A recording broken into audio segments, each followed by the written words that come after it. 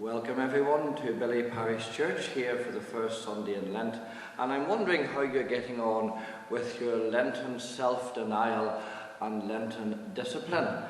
Are you on a diet, I wonder?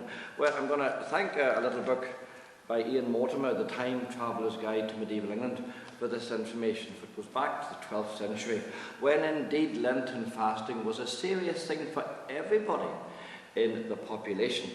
And in fact, more than just Lent, Advent, Lent, every Wednesday and Friday and Saturday were days when meat were not consumed and fish instead. So there was 195 fast days within the calendar year. But of course, no point in setting rules, of course, as human beings, unless we could break them.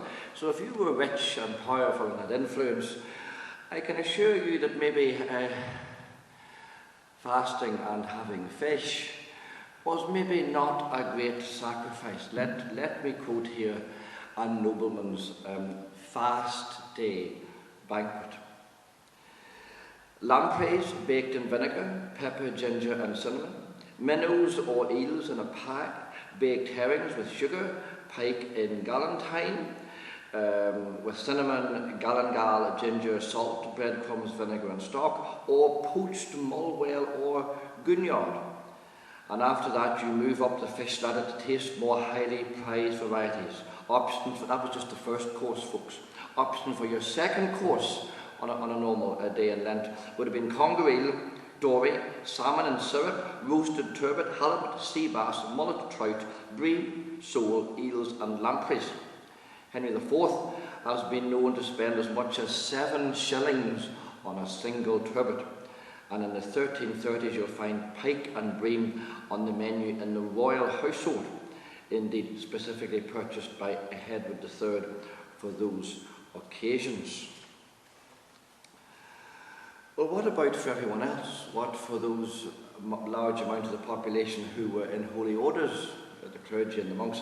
Well, yes, indeed, they also had to fast on Wednesdays, Fridays, Saturdays, and on Advent and in Lent.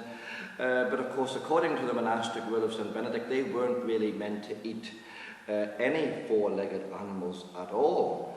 But St. Benedict's rule was then 800 years old, and ways had been developed to break the rule.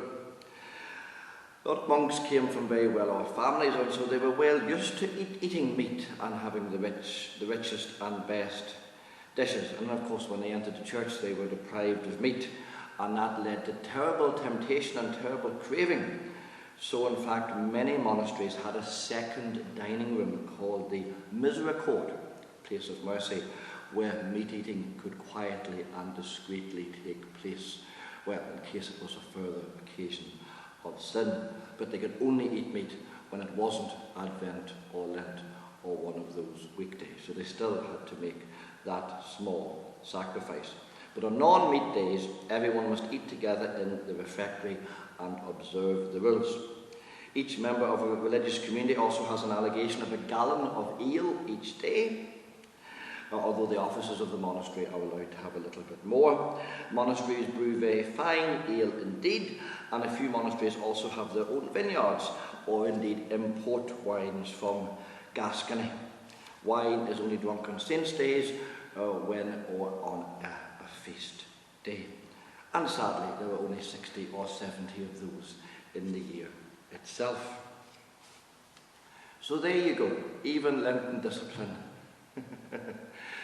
can be, by human ingenuity, be a wonderful and fattening thing. I suppose most of us probably associate a Lenten diet with giving up something and giving up chocolate maybe.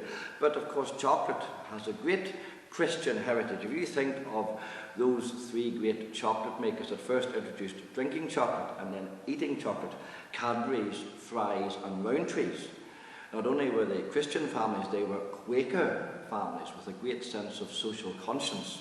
So they were very concerned with workers' rights and poverty and housing and many things. So therefore Bourneville, to which the dark chocolate Cadbury's is named, Bourneville is that model village that Mr. Cadbury created outside Birmingham to be a place where his workers would be happy and healthy and also be spiritually looked after, as well as have all their medical needs as well. A model village rather like Bestbrook in our own county Armagh. So I thought maybe no point in bringing a bar of chocolate and not having it. I might have this. But don't be getting upset, folks, because today is Sunday. Every Sunday in the year is a feast day. Every Sunday is an anniversary of the first Easter. Every Sunday is the feast of the resurrection, even a Psalm Sunday. There are Sundays in Lent, but not of Lent. So no, I'm afraid your Lenten fast does not include Sundays. You can't be sad on a Sunday. It's the day we remember that Jesus is risen from the tomb. So therefore, yes, I'm going to enjoy my little bit of Bourneville, because I do like the dark chocolate. And I shall wish you and yours well in your Lenten journey. And we'll see you soon.